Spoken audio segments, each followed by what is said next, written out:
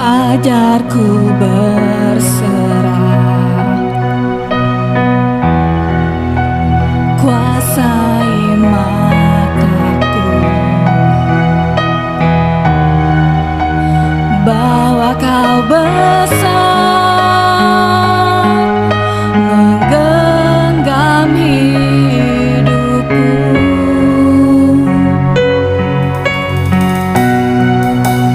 Walau ku berjalan di lembah yang gelap, tenang jiwaku, sebab kau besertaku.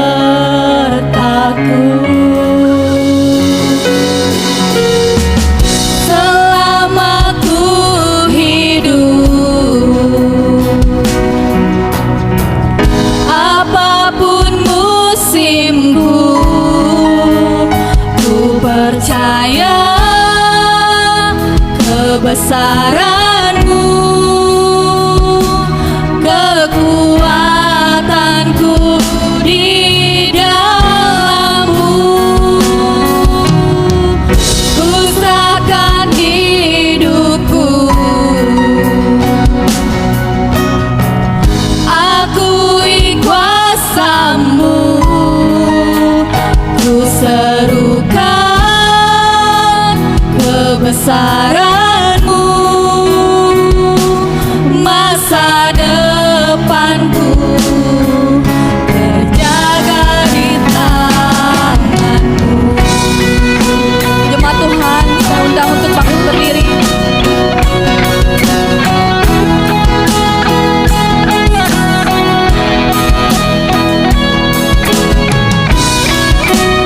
Walau ku berjalan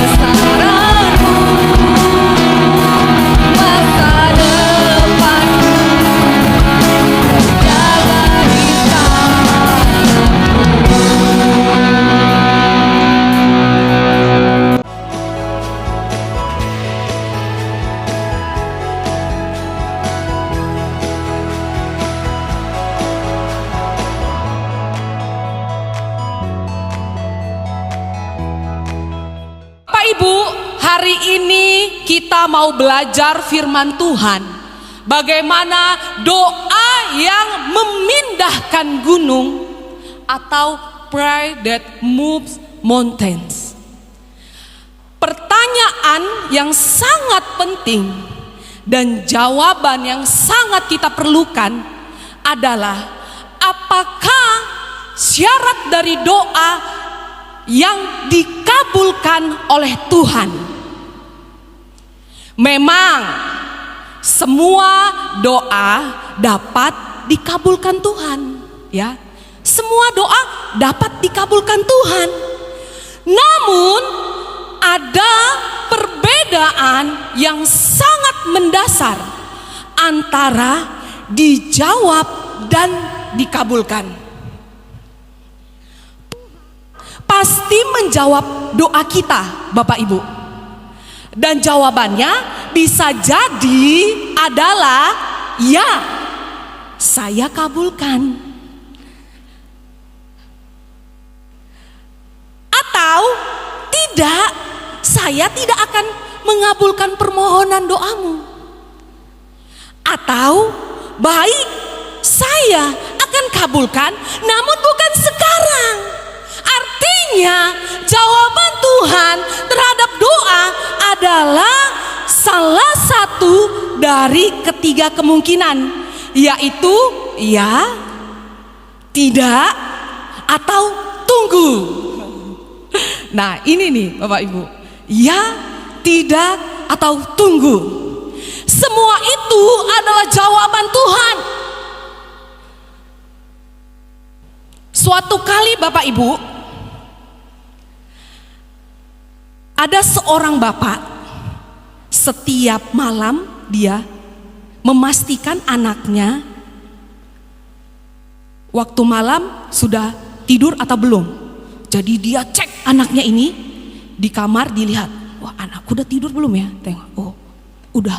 Tapi pada malam itu dia kaget. Kagetnya kenapa Bapak Ibu? Anak ini menjerit. Dia bilang, siantar Tuhan, siantar Tuhan, katanya. Wah, si bapak heran. Bapaknya bilang gini, wih dahsyat anakku, berdoa buat kota Siantar, buat kota ini. Seneng bapaknya karena anaknya berdoa buat kota Siantar. Pagi-paginya Bapak Ibu, si bapak nanya sama anaknya sebelum dia berangkat sekolah, anakku sini kamu luar biasa sekali, katanya. Doa buat kota dahsyat. Ternyata Bapak Ibu, si anak menjawab apa? Enggak gitu loh Pak, katanya. Kemarin saya ujian. Jadi ditanya, Pak, ibu kota Sumatera Utara apa? Katanya. Jawabnya, jadi saya tulis Pak, Siantar. Saya berdoa Pak, saya tahu itu salah. Kan ibu kota Sumatera Utara itu Medan. Tapi saya tulis Siantar Pak, saya berdoa supaya Tuhan menjawab doa saya dan terjadi mujizat ibu kota Sumatera Utara, Siantar. Bapaknya langsung geleng-geleng, pukul jidat. Elah, anak zaman now. Nah, dari kisah ini Bapak Ibu, bukan Tuhan tidak mampu mengabulkan doa tersebut, namun Tuhan mengabulkan doa yang seperti itu. Maka dunia ini pasti apa? Kacau lah, seenak-enaknya diganti-ganti sendiri. Nah itu keliru Bapak Ibu, ya. Karena pasti mustahil berubah ibu kota Sumatera jadi Siantar. Keliru Bapak Ibu. Lalu bagaimana doa yang akan dikabulkan Tuhan? Artinya bagaimanakah doa yang efektif? Bukankah kita semua sangat berharap bahwa doa-doa yang kita dapat panjatkan bukan merupakan doa yang sia-sia? Gak ada pasti di sini ya. Aku berdoa pagi siang malam Tuhan, doanya sia-sia. Saya percaya pasti nggak ada. Namun doa yang akan dikabulkan Tuhan untuk menjawab pertanyaan ini, mari Bapak Ibu buka Alkitab sucinya. Markus 11, mari kita buka sama-sama. Markus 11 ayat 20 sampai 25. Nanti ayat yang genap saya baca, ayat yang ganjil saya minta tolong kepada Bapak Ibu saudara-saudari untuk baca di tempat ini. Pagi-pagi ketika Yesus dan murid-muridnya lewat, mereka melihat pohon ara tadi sudah kering sampai ke akar-akarnya. Silakan Bapak Ibu, 1, 2, 3. Maka teringatlah Petrus akan apa yang telah terjadi. Lalu ia berkata kepada Yesus, Rabi, lihatlah pohon ara yang kau kutuk itu sudah kering. Yesus menjawab mereka, percayalah kepada Allah. Silakan Bapak Ibu.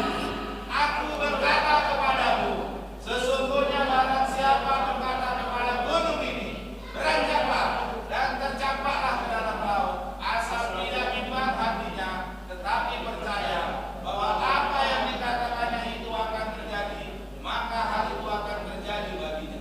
Karena itu aku berkata kepadamu, apa saja yang kamu minta dan doakan, percayalah bahwa kamu telah menerimanya, maka hal itu akan diberikan kepadamu.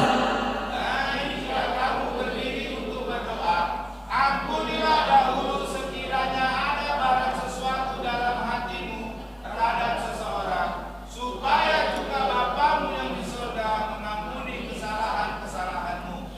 Di dalamnya kita akan melihat apa yang Tuhan ajarkan tentang doa, Bapak Ibu. Doa yang efektif atau doa yang akan Allah kabulkan.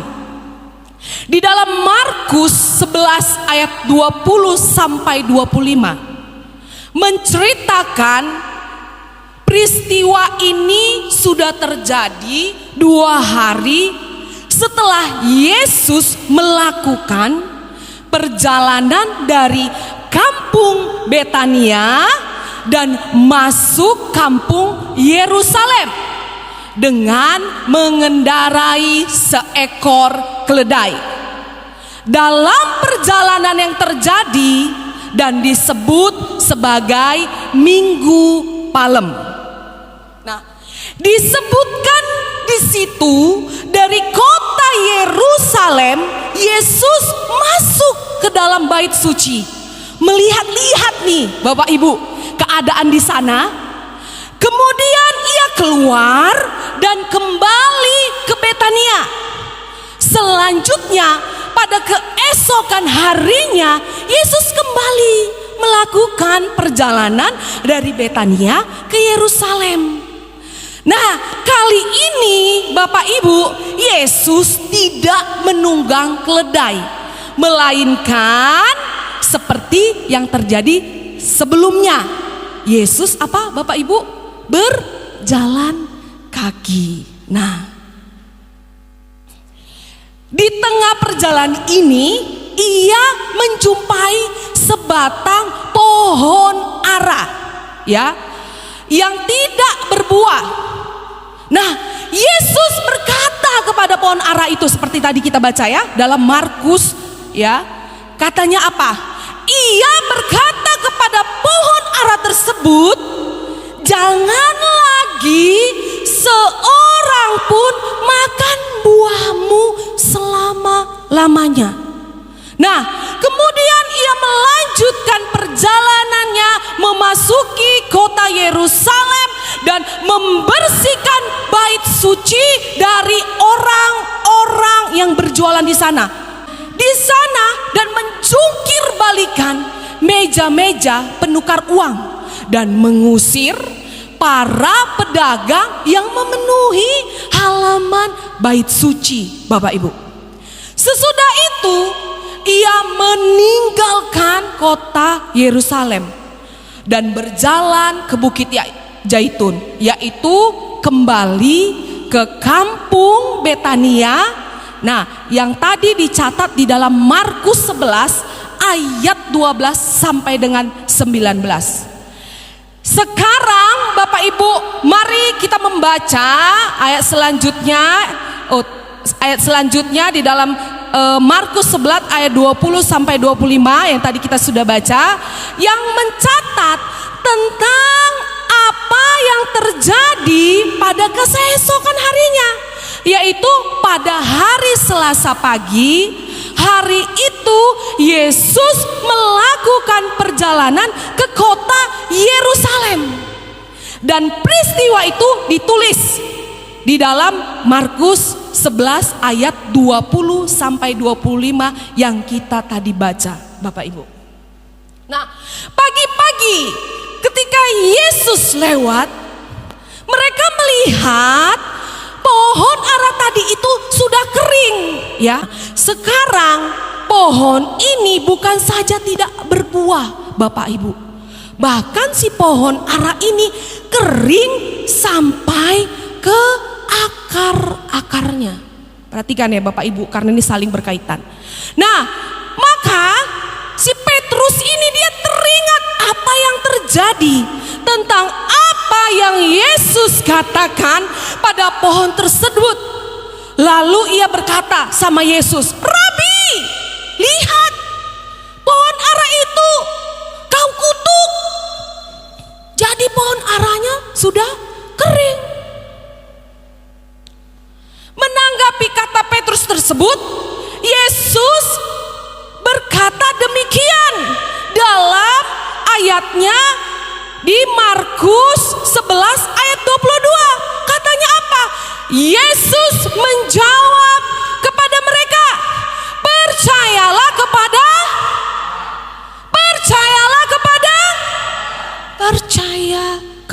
Allah. Nah, sebagaimana yang sudah Bapak Gembala Stephen sampaikan dan utarakan minggu yang lalu, di sepanjang bulan ini kita akan mempelajari 5 dari beberapa perjalanan yang Yesus lakukan menjelang penyalipan yang sesudah dan sesudah kebangkitan. Nah, pengorbanan Yesus di kayu salib dan kebangkitan dari kematian yang akan kita peringati melalui ibadah Jumat Agung dan Minggu Paskah pada minggu ini. Pengenalan akan Kristus yang akan kita peroleh dengan mengikuti perjalanan yang Ia lakukan menjelang Ia disalibkan, dan kebangkitan kita melihat apa Tuhan Yesus ajarkan tentang prinsip-prinsip dari doa yang efektif, ya, dari doa yang efektif, atau doa yang tidak sia-sia, namun yang dikabulkan oleh Allah. Itu adalah yang diistilahkan oleh Tuhan Yesus sebagai doa yang memindahkan gunung. Nah, Bapak Ibu, perlu kita ingat bahwa apa yang Yesus ajarkan ini Ia sampaikan pada hari-hari disebut pekan atau minggu sengsara Yesus, ya. Pekan atau minggu sengsara Yesus, di mana Yesus diadili dengan tidak adil dan disalibkan. Itulah pekan di mana tujuan kehadiran Yesus 2000 tahun yang lampau, tujuan di mana demi menebus saya dan Bapak Ibu di tempat ini dari hutang dosa yang harusnya kita alami. Nah, jadi betapa pentingnya doa yang efektif itu, sehingga pada saat Yesus mau disalibkan, Yesus masih mengajar para murid-muridnya. Nah, Bapak Ibu, hal tersebut menunjukkan betapa pentingnya doa dalam kehidupan kita, para pengikut Kristus. Doa yang efektif atau doa yang memindahkan gunung atau doa yang dikabulkan oleh Allah yang Yesus ajarkan, baik secara lisan maupun melalui tindakan, yaitu dengan mengucapkan kata-kata dan mengakibatkan sebatang pohon ara yang tidak berbuah menjadi kering sampai ke akar-akarnya. Nah, di situ Bapak Ibu, secara langsung atau tidak langsung, Tuhan Yesus mengutarakan 3 prinsip doa yang efektif, doa yang selaras dengan kehendak Allah. Doa yang selaras dengan kehendak Allah. Hal ini adalah prinsip yang utama dan sangat mendasar, Bapak Ibu. Sebab adalah tidak mungkin Allah mengabulkan permohonan yang bertentangan dengan kehendaknya. Patut disadari bahwa kehendak Allah adalah selalu yang terbaik bagi anak-anaknya. Pahami ya Bapak Ibu, kehendak Allah itu yang terbaik buat kita, ya. Walaupun terkadang di hati ini mangkel, paham gak mangkel? Gak sesuai, ya, gak sesuai sama keinginan saya. Tapi kalau itu kehendak Allah, kamu ikutin.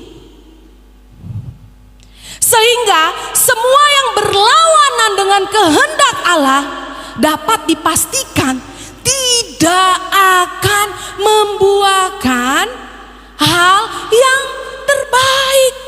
Bahkan Bapak Ibu, acap kali justru mendatangkan hal-hal yang buruk bagi kita. Jadi Bapak Ibu, nah, kesadaran bahwa kehendak Allah adalah yang terbaik bagi kita umatnya tidaklah terlepas dari sikap kita mempercayai Tuhan. Nah, kalau kita sungguh-sungguh mempercayai Tuhan, maka Bapak Ibu, kita juga akan sungguh-sungguh meyakini bahwa kehendaknya adalah yang terbaik dan siap patut kita hormati dan taatin. Nah, sebagai akibat di dalam berdoa, kita akan menyerahkan diri kepada kehendak Allah itu, bukannya memaksakan kehendak kita kepadanya, namun justru kita menyesuaikan kehendak yang ada di dalam diri kita dengan kehendaknya Tuhan. Apabila kita hidup di luar dari kehendak Allah, maka kehidupan kita bagaikan pohon ara tadi. Ay, kasihan kali Bapak Ibu pohon aranya. Udah gak berbuah, apa katanya? Kering. Menanggapi tentang perkataan Petrus tentang keadaan pohon ara tersebut di ayat 22, dicatat bahwa Yesus berkata kepada muridnya, percaya kepada Allah. Yang dimaksudkan dengan percaya di sini bukan hanya percaya kepada kuasa Tuhan Bapak Ibu, namun juga percaya bahwa kehendak Tuhan adalah yang selalu terbaik bagi hidup kita. Amin.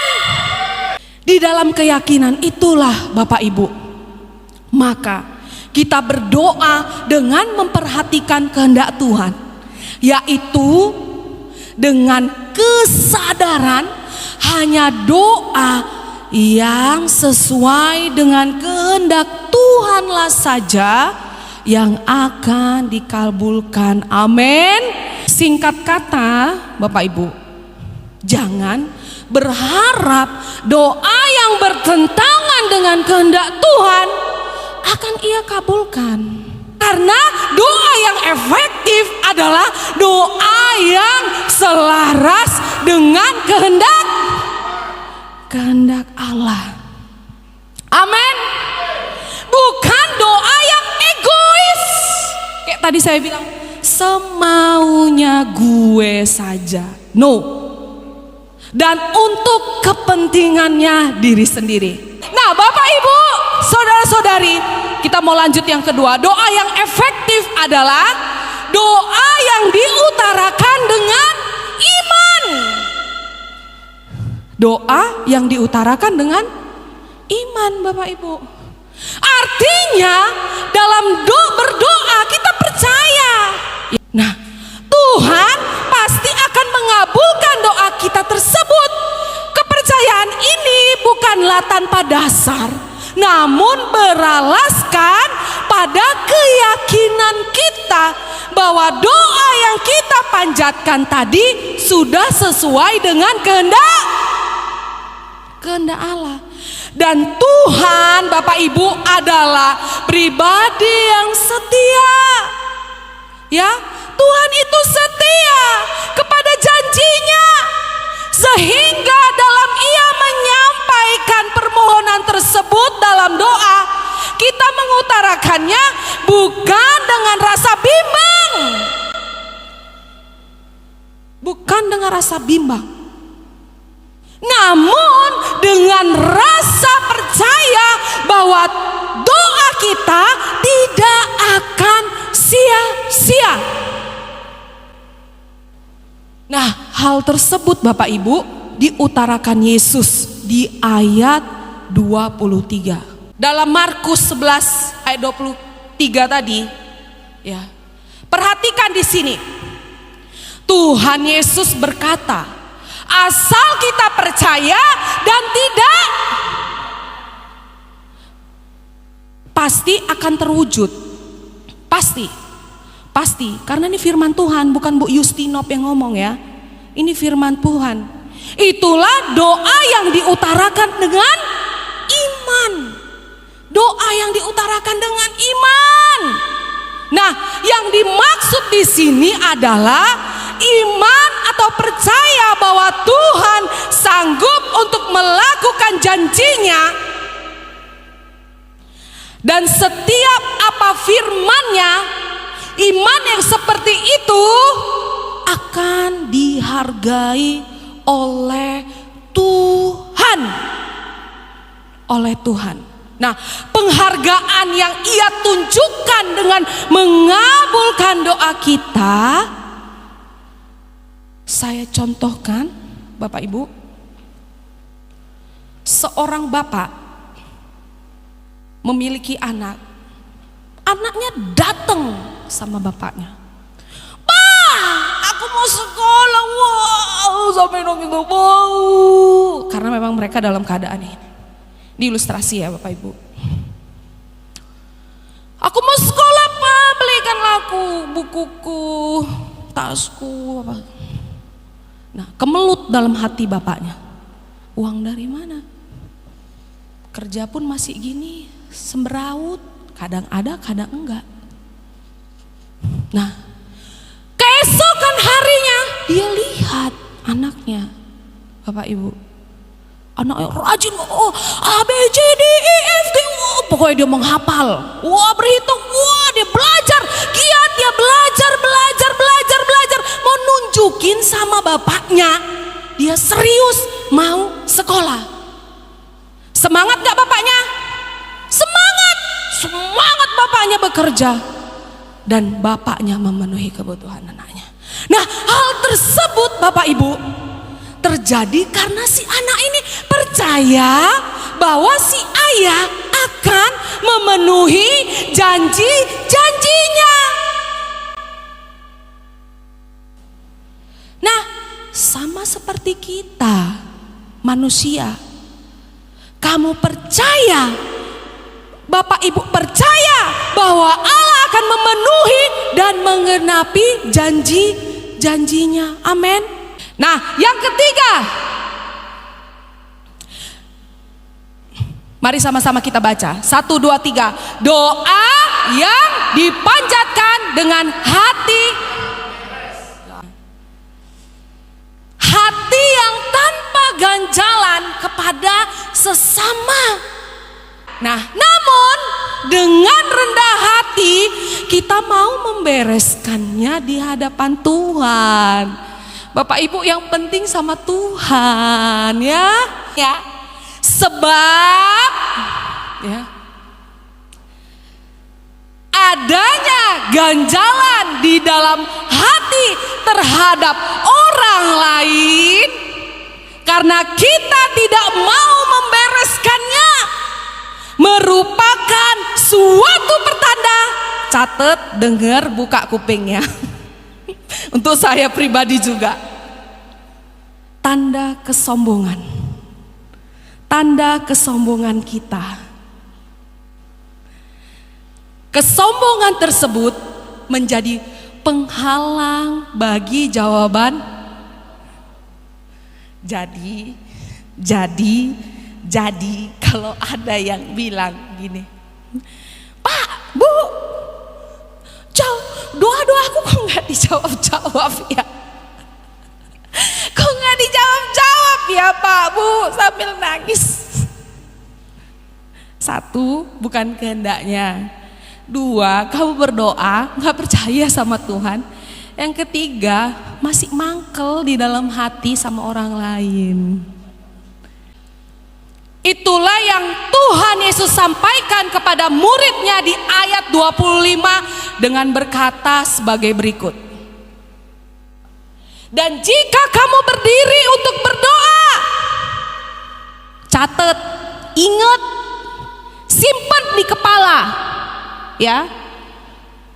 Ampuni dahulu sekiranya ada barang sesuatu dalam hatimu terhadap seseorang, supaya juga Bapamu yang di sorga mengampuni, supaya doanya cus masuk ke sorga. Kerelaan untuk mengampuni yang berjalan seiring dengan kerendahan hati di hadapan Tuhan inilah yang mengundang Tuhan untuk mengabulkan doa-doa kita. Amin. Kerendahan hati yang merupakan sumber dari doa yang sejati, karena pada dasarnya doa merupakan ekspresi dari iman kepada Tuhan. Dan kerendahan hati di hadapannya. Nah, dalam kerendahan hati itu Bapak Ibu, kita bergantung kepada Tuhan seperti yang dialami oleh Pak Pendeta Kim. Coba lihat gambar gereja itu. Jadi Bapak Ibu, ada seorang gembala pendeta namanya, kalau ada ejaan apa kata-kata saya yang nggak pas, tolong maaf ya. Jadi pendetanya nama pendetanya Kim Sam-won ya. Nah, pendeta daripada Kim Sam-won ini, pendeta Kim Sam-won ini, dia mengembalakan di Myungsung Presbyterian Church di Seoul, Korea. Jadi Bapak Ibu, saya mendengar kesaksiannya adalah apa? 20 tahun yang lalu ya, beliau itu berawal dari hanya rumah sepeta di Korea. Waktu dalam pelayanannya, Bapak Ibu, awal-awal pelayanannya itu sulit. Sampai sulitnya itu dia itu hanya bisa mengontrak rumah sepeta dan rumah sepeta itu dijadikan tempat ibadah. Nah, suatu ketika Bapak Ibu, Di Korea itu kan suka musim dingin, salju ya, musim salju. Jadi musim salju datang, dingin banget di sana. Nah, karena mereka hanya bisa menyewa rumah sepetak, ya, sepetak itu di dalamnya itu nggak ada tempat penghangat. Biasa kalau di rumah di Korea kan kalau ini ada tempat penghangatnya, karena saking krisis, saking susahnya itu ya Bapak Ibu. Jadi nggak ada tempat penghangatnya. Nah, jatuhlah Pak Pendeta ini, jatuh sakit dengan istrinya, jatuh sakit ya, dengan istrinya. Sampai ketiga dia ada titik dia mau mundur dari pelayanan, mau mundur dari pelayanan. Tapi Bapak Ibu, sebelum muncul hal tersebut, karena dia sakit dan memang keadaannya seperti itu dan dia nggak bisa mengandalkan manusia, cuma Tuhan yang bisa diandalkan. Dia datang sama Tuhan, dia bersujud, dia datang sama Tuhan. Dia nggak ngomong apa-apa, dia sujud, dia datang sama Tuhan. Bapak Ibu, Tuhan berbicara jelas dalam doa Bapak Kim dan istri. Dia sampaikan, Seoul, Korea, ini tempatmu. Kamu melayani di sini, katanya. Ini tempatmu, kamu melayani di sini, ini rumahmu. Padahal dia lagi susah, nggak ada yang bisa diharapkan. Sakit lagi. Terus dia dengar suara Tuhan, dia bilang apa? Kamu buka doa pagi tiap hari, katanya. Dia taat sama hormatin gak apa yang Tuhan katakan? Dia taat, dia hormati. Nah, dia lakukan Bapak Ibu. Mulai besoknya dalam keadaan sakit dingin, dia mulai doa pagi. Yang datang pun Bapak Ibu 1, 2, 3 orang. Berjalannya waktu Bapak Ibu, karena dia taat dan menghormati kehendak Tuhan. Nih, gereja Myungsung Presbyterian Church di Seoul, setiap yang doa pagi ya Bapak Ibu, 30.000 orang. Lalu ada orang yang nanya sama Pak Pendeta Kimnya itu, Pak Pendeta, wajar ya kalau udah ada hal-hal mujizat iman yang terjadi. Pak Pendeta, apa sih yang menjadi rahasianya? Kok bisa sampai 30.000 orang yang doa Pak Pendeta? Terus jawab Pendeta Kim, dia ngomong gini, miskin dan sengsara mencerminkan alasan yang sebenarnya, yaitu kerendah hatiannya. Dengan rendah hati ia mengutarakan bahwa dalam keadaan miskin dan sengsara ia tidak bersandar kepada siapapun melainkan kepada Tuhan. Sikap hati yang beres di hadapan Tuhan inilah yang akan mengundang Tuhan mengabulkan doa kita. Nah, itulah prinsip yang ketiga dari suatu doa yang efektif. Bapak Ibu, kesulitan bukan hanya perorangan atau seorang yang mengalaminya. Kesulitan setiap manusia hidup pasti mengalaminya. Hanya kesulitannya berbeda-beda. Nah, di tengah masa sulit yang terjadi pada hari-hari ini, kesaksian dari Pendeta Kim memberi inspirasi bagi kita. Kalaupun kita merasa bahwa kita tidak dapat berbuat apa-apa dalam mengatasi masa sukar ini, sesungguhnya masih ada yang dapat kita lakukan, yaitu Justru doa inilah yang terpenting, baik di dalam masa yang mudah maupun sukar. Doa yang harus selaras kepada kehendak Allah. Diutarakan dengan iman, memanjatkan dengan hati yang beres. Itulah tiga prinsip dari doa yang efektif yang Tuhan Yesus ajarkan di dalam minggu sengsaranya. Minggu sengsaranya yang akan kita hadapi. Melaluinya kita dapat melihat kasih dan perhatian Yesus kepada para pengikutnya di masa yang sangat penting yang dihadapi, karena ia akan dianiaya dan disalibkan. Perhatian dan kasih Yesus inilah yang memungkinkan kita untuk memandang hari esok dengan penuh pengharapan. Bahkan Bapak Ibu, kasih Kristus tidak berubah dan kuasanya tidak terbatas. Amin. Amin. Don't make prayer a part our life, but make sure prayer is our life. Jangan jadikan doa bagian dari hidup kita, tapi pastikan doa adalah hidup kita.